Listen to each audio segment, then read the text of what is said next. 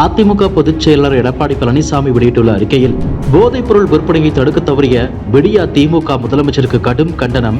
சென்னை நங்கநல்லூர் அரசு மேல்நிலைப் பள்ளியில் ஒரு மாணவனின் நடவடிக்கைகளில் சந்தேகமடைந்த ஆசிரியர் அந்த மாணவனது புத்தக பையை சோதனையிட்ட போது அப்பையில் கஞ்சா பொட்டலங்கள் இருப்பதை கண்டறிந்து காவல்துறைக்கு புகார் செய்ததாகவும், மாணவன் அந்த கஞ்சா பொட்டலங்களை மக்கள் நடமாட்டம் அதிகமுள்ள பழவந்தாங்கல் ரயில்வே நிலையத்தில் வாங்கியதாகவும் இன்றைய நாளிதழ்களில் வந்த செய்திகள் கடும் அதிர்ச்சியை ஏற்படுத்தியுள்ளது.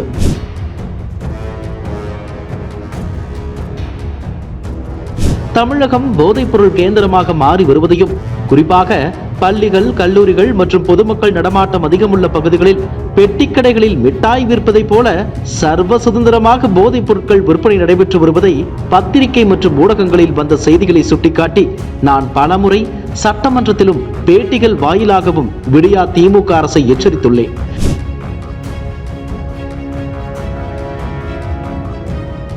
நமது அடுத்த தலைமுறையை பாழாக்கும் போதைப் பொருள் விற்பனையை இரும்பு கரம் கொண்டு அடக்க வேண்டிய தமிழக காவல்துறையை எதிர்க்கட்சியினரை மட்டும் பழிவாங்கும் ஏவல் துறையாக பயன்படுத்தும் விடியா திமுகவின் பொம்மை முதலமைச்சருக்கு எனது கடும் கண்டனத்தை தெரிவித்துக் கொள்கிறேன். எதிர்கால இளம் சந்ததியினரை போதைப் பொருள் புழக்கத்திலிருந்து காப்பாற்ற வளமான தமிழகத்தை உறுதிப்படுத்த இனியாவது போதைப் பொருள் விற்பனையை முழுமையாக கட்டுப்படுத்த காவல்துறையினருக்கு முழு சுதந்திரம் அளிக்க இந்த அரசை வலியுறுத்துகிறேன் என குறிப்பிட்டுள்ளார். இதுபோன்ற செய்திகளை மேலும் தெரிந்து கொள்ள எங்களது யூடியூப், Facebook மற்றும் Twitter ஆப்களை சப்ஸ்கிரைப் செய்யவும்.